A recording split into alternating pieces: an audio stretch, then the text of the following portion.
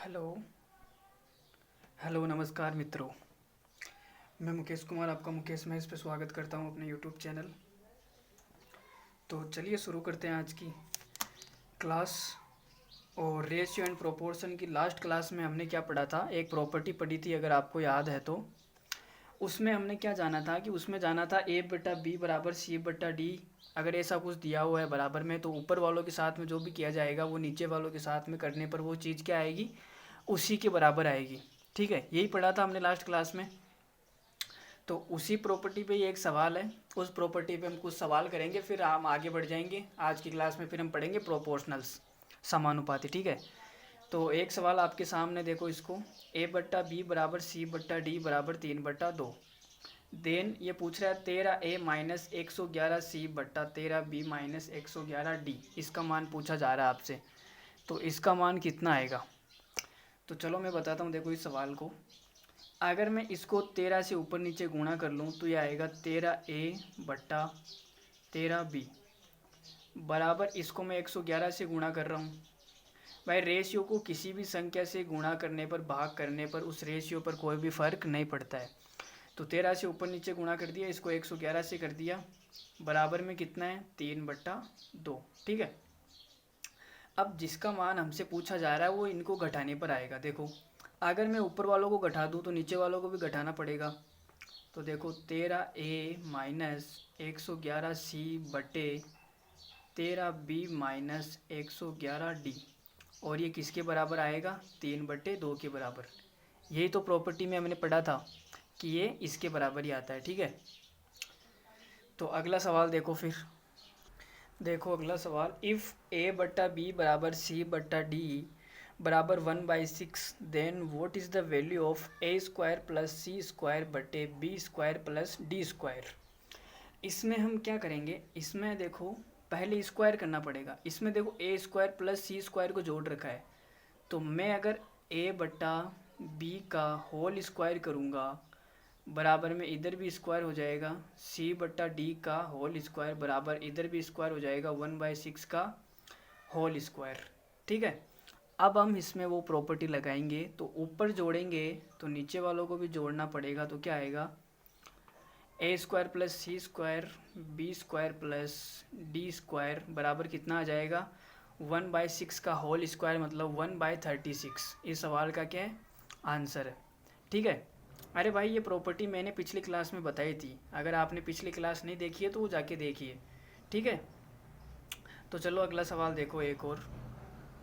ये सवाल दिया हुआ है, if A B C greater than zero. Greater than zero का मतलब ए बी सी का मान पॉजिटिव है, ठीक है, नेगेटिव नहीं है। देन ए बटा बी प्लस सी बराबर बी बटा सी प्लस ए बराबर सी बटा ए प्लस बी बराबर कितना होएगा, यह आपसे पूछ रहा है। तो भाई तीनों बराबर है, तो हम एक काम करते हैं, ऊपर वालों को जोड़ देते हैं, नीचे वालों को जोड़ देते हैं, और जो आएगा वो देख लेंगे। तो इसमें वो प्रॉपर्टी लगा देते हैं, जो ऊपर वालों के साथ करेंगे वो किसके साथ करना है, नीचे वालों के साथ। तो मैंने जोड़ दिया, तो ऊपर कितना आएगा, ए प्लस बी प्लस सी बट्टा नीचे कितना आएगा 2a प्लस बी प्लस सी, यही तो आएगा। और ये इससे कट गया, तो फाइनली आंसर कितना आया 1/2। तो इनकी जो वैल्यू है वो किसके बराबर है, 1/2 के बराबर है। ठीक है, अब किसी का दिमाग ऐसा चलेगा कि सर आपने बताया था कि ऊपर जो करना है वही नीचे करना है, आपने ऊपर जोड़ने के बजाय मैं घटा रहा हूँ। अब वो घटाएंगे, चलो घटा के देख लेते हैं क्या आ रहा है। तो इसमें से ये वाला घटा रहा हूँ, तो क्या आएगा, a माइनस बी बटा बी प्लस सी में से ये घटेगा तो b माइनस ए आ जाएगा, c से c कट जाएगा, तो ए नीचे माइनस कॉमन लेके कट जाएगा, तो ये कितना आएगा -1। भाई नीचे माइनस का कॉमन ले लेंगे, ए माइनस बी से ए माइनस बी कट गया, तो कितना है -1। ठीक है, अब आपका कहने का मतलब है कि ये जो वैल्यू है ये -1 के बराबर है। अब आप मुझे ये बताओ कि a बटा बी प्लस सी है, यही तो है, और ये -1 के बराबर है, आपका कहने का मतलब ये है। अब a पॉजिटिव है, b पॉजिटिव है, c पॉजिटिव है, तो ये क्या -1 के बराबर कभी आ सकता है कि आप खुद दिमाग लगाओ अपना। ठीक है, नहीं आ सकता ना, तो भाई ये वैल्यू पॉसिबल नहीं है। अरे भाई ए बी सी सवाल में दिया है ना कि ए बी सी तीनों पॉजिटिव है ग्रेटर देन जीरो, तो इसका कभी भी आंसर माइनस में नहीं आ सकता। ठीक है, we can not consider in negative value. ठीक है, तो ये कितना आएगा 1/2 इस सवाल का क्या है करेक्ट आंसर है। समझ में आ गई बात। चलो अगला सवाल देखते हैं, फिर आ गई तो अच्छी बात है। देखो अब ये सवाल देखो, if A B C greater than 0 then A बट्टा A plus B plus C बराबर बी बट्टा A plus B plus C बराबर सी बट्टा A plus B plus C, तो बराबर में कितना आएगा ये आपसे पूछा जा रहा है। तो इसमें वो प्रॉपर्टी लगा दो भाई जो मैंने आपको बताई थी, ऊपर वालों को जोड़ दो नीचे वालों को जोड़ दो और खेल खत्म, खत्म भाई खत्म। तो कितना आएगा देखो, ए प्लस बी प्लस सी, ऊपर वालों को जोड़ दिया और नीचे वालों को जोड़ेंगे तो ये आ जाएगा 3 of A plus B plus C, और ये कट गया तो बराबर में कितना आएगा 1/3। तो इसकी वैल्यू किसके बराबर है 1/3 के बराबर है। ठीक है, चलो अगला एक बहुत ही खूबसूरत सुंदर और सुशील सा सवाल आपके सामने प्रस्तुत करता हूँ। देखो देखो ये सवाल देखो, ये बड़ा मज़ेदार सवाल है। If A B C greater than 0 then A बट्टा 2a plus B plus C बराबर बी बट्टा A plus 2b plus C बराबर सी बट्टा A plus B plus 2c बराबर आपसे पूछा है क्या आएगा। तो कुछ बच्चों का दिमाग चलेगा, वो ऊपर वालों को जोड़ देंगे नीचे वालों को जोड़ देंगे और आंसर आ जाएगा। तो देखो पहले हम भी उसी तरीके से कर लेते हैं। तो ये आएगा a प्लस बी प्लस सी बटा 2a, देखो 2a यहाँ पर है, 3 है 4 है, तो ये हो जाएगा 4 कॉमन ले लिया तो a plus B plus C, और ये कट जाएगा और कितना आएगा 1/4। तो आप ये देखो ए बी सी तीनों ग्रेटर देन 0 है, तो माइनस में तो आंसर आने से रहा, पॉजिटिव आंसर आ गया 1/4। ठीक है, ये इसका सही आंसर है 1/4, बिल्कुल करेक्ट आंसर है। ठीक है, लेकिन कुछ बच्चे इसमें ज़्यादा दिमाग लगा लेंगे और वो कहेंगे कि सर आपने कहा था जो ऊपर वालों के साथ करना है वो नीचे वालों के साथ करना है, तो हम माइनस क्यों नहीं कर सकते, घटा लो। चलो भाई घटा लेते हैं, उनकी भी बात मान लेते हैं। देखो a माइनस बी कर दिया तो नीचे वाला भी माइनस करेंगे, मतलब 2a plus B plus C minus a minus 2b minus का c, तो कितना आएगा देखो, ऊपर तो a माइनस बी पड़ा ही है, नीचे कितना आएगा 2a और घट जाएगा तो a, और 2a में और यहाँ पे कितना c से c कट जाएगा, b में से माइनस का 2b मतलब माइनस का b, तो ये यहाँ पे कितना आया 1। ठीक है, अब आप बोलोगे सर यहाँ पे पॉजिटिव आंसर आ रहा है यहाँ पे पॉजिटिव आंसर आ रहा है तो दोनों सही है, लेकिन मैं कहूँगा कि ये वाला आंसर सही नहीं है, ये वाला आंसर सही है। क्यों, इसका मैं आपको रीज़न बताता हूँ। देखो इसका रीज़न ये है कि प्लस वाली कंडीशन हम कब लगाएंगे, प्लस वाली कंडीशन हम जब लगाएंगे जब आपको दिया जाए a बराबर b बराबर c, तब हम क्या लगाएंगे प्लस वाली कंडीशन। ठीक है, और नेगेटिव वाली कंडीशन कब लगाएंगे, तो ये लगाएंगे जब आपको दिया जाए a plus B plus C बराबर 0, तब हम लगाएंगे नेगेटिव वाली कंडीशन। अब नेगेटिव वाली कंडीशन इसमें क्यों नहीं लग रही, इसमें इसलिए नहीं लग रही कि इन तीनों को मान इन तीनों का मान क्या पॉजिटिव है। भाई सवाल में आपको दिया है ना कि A B C greater than 0, greater than 0 है मतलब पॉजिटिव है, तीनों की वैल्यू अगर पॉजिटिव है तो जोड़ने पर कभी भी 0 नहीं आएगा। 0 आने के लिए इसमें से किसी एक को माइनस होना पड़ेगा, किसी को भी मान लो माइनस तो होना पड़ेगा तभी 0 आएगा, अगर तीनों पॉजिटिव है तो कभी 0 नहीं आएगा। इसलिए मैं ये कहूँगा कि ये वाली कंडीशन नहीं लगेगी, इसका आंसर 1 नहीं होगा, इसका आंसर कौन सा होगा 1/4। ठीक है, तो ये सबको समझ में आ गया होगा, उम्मीद करता हूँ सबको क्लियर है इतनी बात।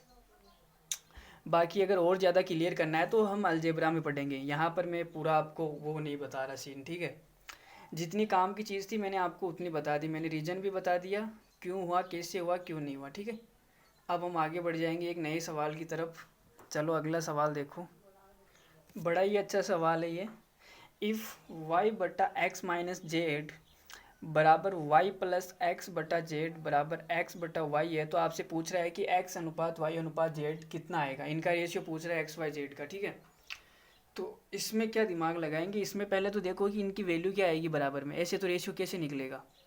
तो बराबर में वैल्यू हम ऊपर वालों को जोड़ देते हैं नीचे वालों को जोड़ देते हैं, तो देखो y 2y और 2x, तो ये हो गया 2y प्लस 2x।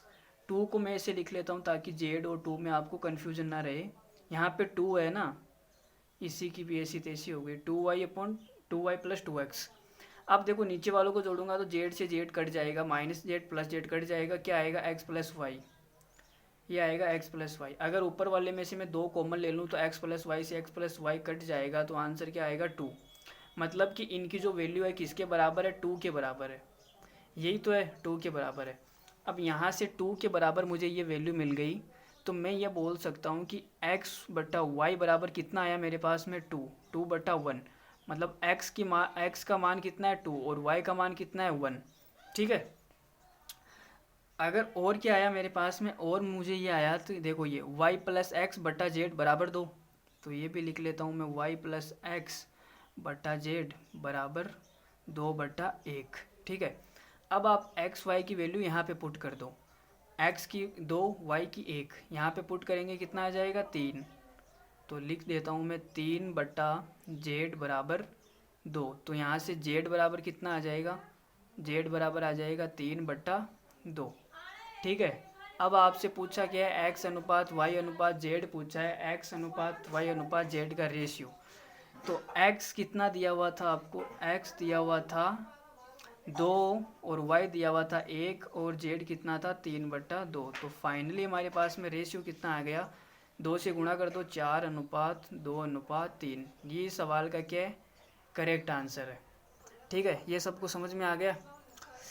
चलो समझ में आ गया तो अगला सवाल करते हैं एक और, फिर उसके बाद में हम पढ़ेंगे प्रोपोर्शनल्स समानुपाती। चलो देखते हैं। चलो आप तो हेडिंग लगाओ प्रोपोर्शनल्स, जिसको हिंदी में बोलते हैं समानुपाती। ये क्या होते हैं, प्रोपोर्शनल्स क्या होते हैं, देखो। पहला प्रोपोर्शनल मैं आपको बताऊंगा एमपी। एमपी का मतलब होता है मीन प्रोपोर्शनल।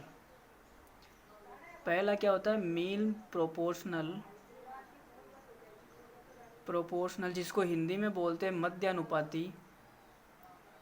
हिंदी में क्या बोलते हैं, मध्यानुपाती। ठीक है।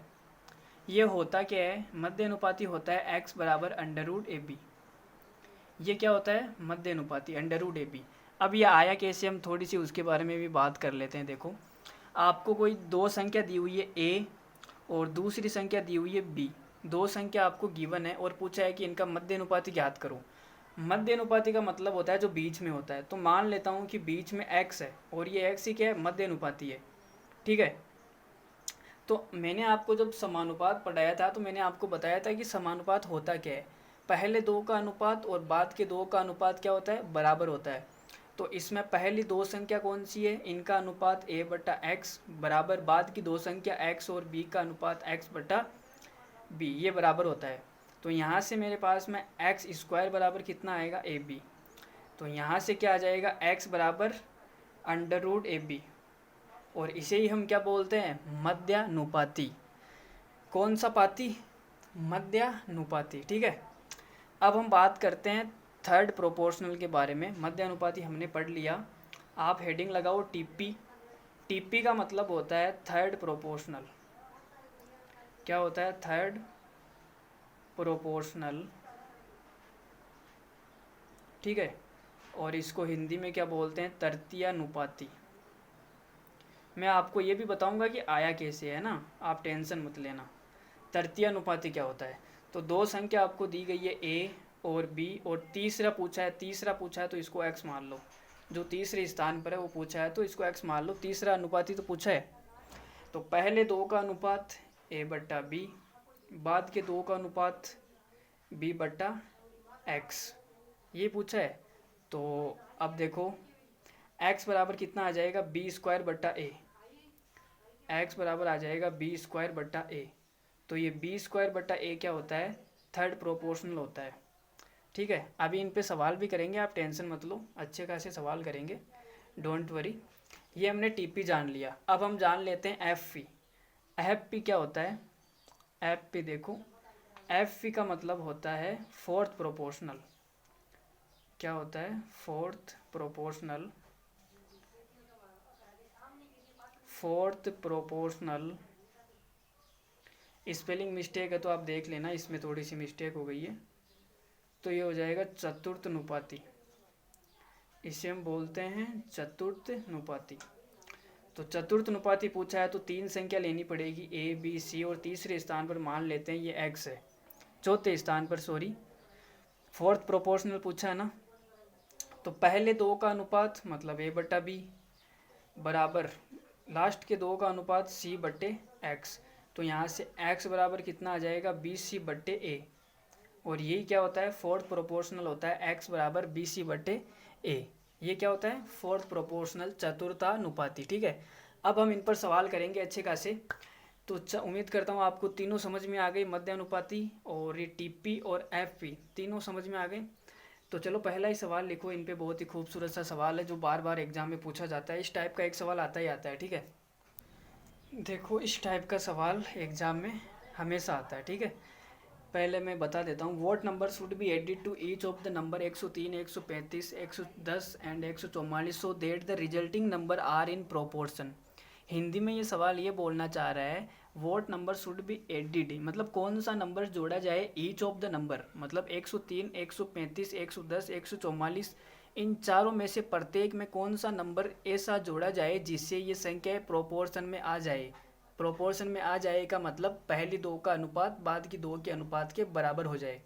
ये प्रोपोर्शन की कंडीशन मैंने आपको बताई थी। तो कौन सा नंबर, एक तरीका तो ये आप x मान लो और चारों में x जोड़ के पहले दो का अनुपात बाद के दो के अनुपात के बराबर कर दो और वहाँ से x का मान निकालो। ये घटिया महाघटिया तरीका है। ठीक है, तो इसको मैं बताने वाला हूँ नहीं, आप खुद घर से ट्राई करना। मैं आपको अपना तरीका बता रहा हूँ। देखो मैं इसमें कैसे करूँगा, पहले तो आप इसमें देखो संख्या लिखो 103, 135, 110 और 144 है ना, 144। ठीक है, चारों संख्याएं लिख ली। अब आप इनका डिफरेंस निकालो। तो इनका डिफरेंस कितना आएगा, देखो 35 में से 3 जाएगा, डिफरेंस आएगा 32। और इनका डिफरेंस निकालो, पहली दो का बाद की दो का डिफरेंस कितना आएगा, यहाँ पे आएगा 34। अब जो भी आया 32 और 34 का रेशियो निकालो। तो इनका रेशियो आएगा, आप बोलोगे सर रेशियो ये 2 से कट जाएगी तो आ जाएगा 16:17। ये इनका क्या आएगा, रेशियो। अब आप इन रेशियो का डिफरेंस लो, इनका डिफरेंस आएगा 1। ठीक है, अब जो भी वैल्यू आएगी इस 1 की आएगी। अब इस 1 की वैल्यू क्या आएगी, वो यहाँ पे देखो, इस 17 को गुणा करना है इधर इस पहले वाले से, जो आपका ये अनुपात लिया था इस अनुपात का जो पहला पद है उससे, और इसको गुणा करना है आपको इस अनुपात के पहले पद से, मतलब 110 से। ठीक है, इतनी बात समझ में आ गई। मतलब कि इसको गुणा करना है पहले से और इसको गुणा करना है तीसरी टर्म से। ठीक है, तो वो वैल्यू आएगी इस 1 की आएगी। तो यहाँ से 1 की वैल्यू क्या आएगी, देखो मैं यहाँ पे लिख रहा हूँ, 1 की वैल्यू आएगी 103 गुणा 17। तो 103 को 17 से गुणा करेंगे कितना, 17×3 = 51 और 17×1 = 17, मतलब 1751 माइनस इनका डिफरेंस लेना है गुणा करके। इसको गुणा कर दिया, इसको गुणा करो। तो देखो गुणा करेंगे तो 0, 16 का 6 और 1, 16×1 = 17, 1760। तो 1751 और 1760 का डिफरेंस कितना आएगा, माइनस का 9 नहीं आएगा, मैंने डिफरेंस का बोला है, तो डिफरेंस आएगा केवल 9। तो 1 की वैल्यू कितनी आई, 9, और 9 ही सवाल का क्या आंसर है। ठीक है, अगर इन 16 और 17 का डिफरेंस यहाँ पे 1 की जगह 2 बचता, ठीक है, और 2 की वैल्यू अगर 9 आती तो हमें 1 की वैल्यू निकालनी होती है। 1 की वैल्यू आएगी, वही इस सवाल का आंसर होगा। ठीक है, तो इस सवाल का आंसर कितना है, 9। और भी इस टाइप पे सवाल करेंगे, आप टेंशन मत लो। अगला सवाल इसी टाइप पे एक और ले रहे हैं। देखो अगला सवाल देखो ये सवाल प्रीवियस ईयर का उठाया हुआ है। What when x is added to each of 2, 3, 30, 35। अगर आपको लास्ट कोने में संख्या नहीं दिखाई दे रही है, थोड़ा सा अंधेरा है वहाँ पे, तो मैं बोल रहा हूँ 2, 3, 30, 35, then the number obtained order are in proportional, what is the mean proportional between x+7 and x-2। सवाल हिंदी में ये बोलना चाह रहा है कि अगर x जोड़ा जाए प्रत्येक संख्या में, 2, 3, 30, 35, प्रत्येक में अगर x जोड़ा जाए तो ये संख्याएँ प्रोपोर्शन में आ जाएगी।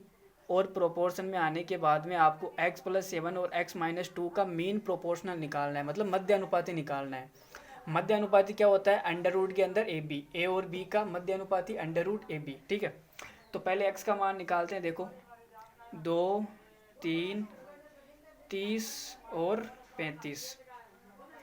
तो कैसे बताया था मैंने, इनका डिफरेंस कितना आएगा 1, इनका डिफरेंस कितना आएगा 5, फिर इनका अनुपात लेना है तो अनुपात 1:5 ही आएगा। ठीक है, फिर इनका डिफरेंस कितना आएगा, वो आएगा 4, और 4 की वैल्यू क्या आएगी वो मैं आपको बता रहा हूँ। देखो क्या आएगी, 4 की वैल्यू आएगी, 5 को इससे गुणा करना है 10, मतलब कितना आएगा 10, माइनस इस 1 को गुणा करना है इससे तीसरे पद से, तो कितना आएगा 30। तो मतलब 4 की वैल्यू आ गई, 4 की वैल्यू, इनका डिफरेंस कितना आएगा 20, 4 की वैल्यू कितनी आ गई 20, तो 1 की वैल्यू कितनी आएगी 5। यही क्या है x है, जो प्रत्येक संख्या जोड़ी जा रही थी ना x, वही क्या है 5 है। 5 ही क्या है x, और x ही क्या है 5। तो सबको समझ में आ गया। अब हमसे पूछा है x प्लस 7 और x माइनस 2, तो x प्लस 7 कितना आएगा, x प्लस 7 आएगा 5 7 12, और x माइनस 2 कितना आएगा, 5 माइनस 2 मतलब 3। इनका हमसे क्या पूछा है, मध्य अनुपाती। तो मध्य अनुपाती क्या होता है, गुणा करके अंडर रूट ले लेते हैं। तो 12 या 36, 36 का अंडर रूट कितना आएगा 6, और ये 6 क्या होता है इनका मध्य अनुपाती।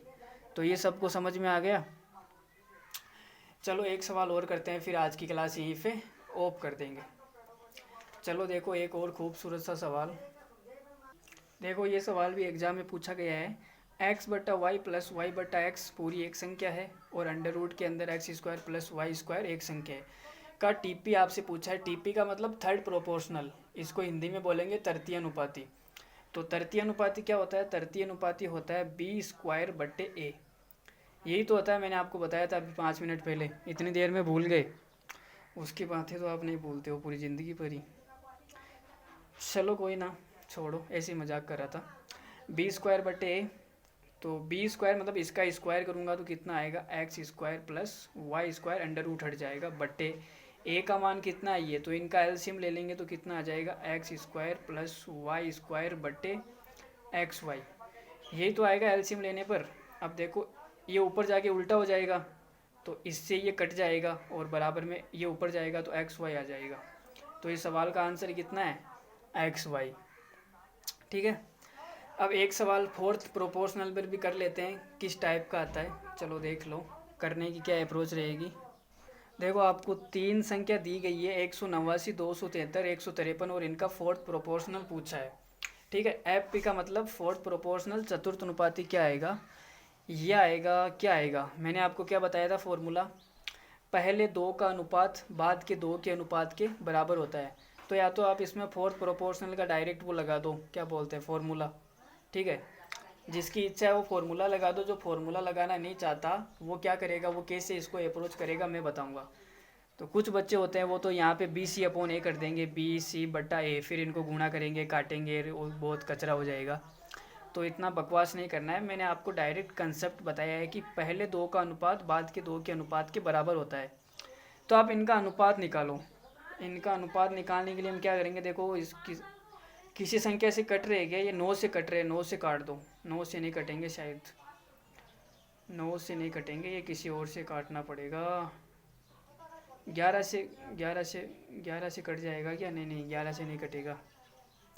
9 से भाई ये 3 से काट देते हैं। चलो देखो 3 से ये कटेगा 6, और ये कटेगा इतना, तो ये 3 से कितनी बार 9, और 3 से ये 1 बार। ठीक है, और किसी से कट रहे क्या, 7 से 13, और ये 9 से नहीं कटेगा यार, 7 से 7 9 63, और ये 7 से कितनी बार कटेगा, हाँ 7 से कट जाएगा, ये 7 9 63, और 7 से ये 13 पंजो 65, 13 से 78, 13 7 91, मतलब 13 बार। तो रेशियो कितना आया, 9 अनुपात 13 का रेशियो आया। ठीक है, जो रेशियो यहाँ पे आया वो रेशियो यहाँ पे होना चाहिए, तो इधर भी कितना आएगा, 9 अनुपात 13 का रेशियो आएगा। अगर 9 की जगह 153 है, मतलब 17 नंबर 153 होता है, 17 से गुणा किया है, तो ये भी 17 से गुणा हो जाएगा। ठीक है, तो 13 को 17 से गुणा करेंगे कितना आएगा 221। तो 221 क्या इस सवाल का आंसर है। ठीक है, तो उम्मीद करता हूँ ये सबको समझ में आ गया होगा प्रोपोर्शनल्स। और कल की क्लास में हम पढ़ेंगे क्रॉस प्रोडक्ट मेथड। बहुत ही शानदार तरीके से बताऊँगा क्रॉस प्रोडक्ट मेथड। आज तक आपने इसकी धांसू क्लास नहीं ली होगी, और इतने बढ़िया तरीके से समझाएंगे क्रॉस प्रोडक्ट मेथड कैसे आया, इसको हम क्यों लगाते हैं, कहाँ लगाते हैं, क्या यूज है। ठीक है, एवरीथिंग इज, सब कुछ पढ़ेंगे हम क्रॉस प्रोडक्ट में। ठीक है, तो आपको घबराने की ज़रूरत है नहीं। तो चलो आज के लिए इतना ही, और मिलते हैं अगली क्लास में। तब तक के लिए बाय, टेक केयर, धन्यवाद। और भाई अच्छा लग रहा है तो थोड़ा सपोर्ट कर दो चैनल को, ताकि हम आगे जाके आपको बोर्ड पे पढ़ा सके, और हम भी आपके सामने आए, रूबरू हुए। ठीक है, आपकी भी इच्छा होती होगी रूबरू होकर पढ़ने का, तो अलग ही मज़ा है, ठीक है। तो आप चैनल को सपोर्ट कीजिए, और अच्छा लग रहा है तो सब्सक्राइब कीजिए, शेयर कीजिए। और हाँ, एक बात और, चलो कोई ना, अभी कहने का मन नहीं हो रहा, ठीक है। तो चलो, धन्यवाद, thank you very much, bye bye.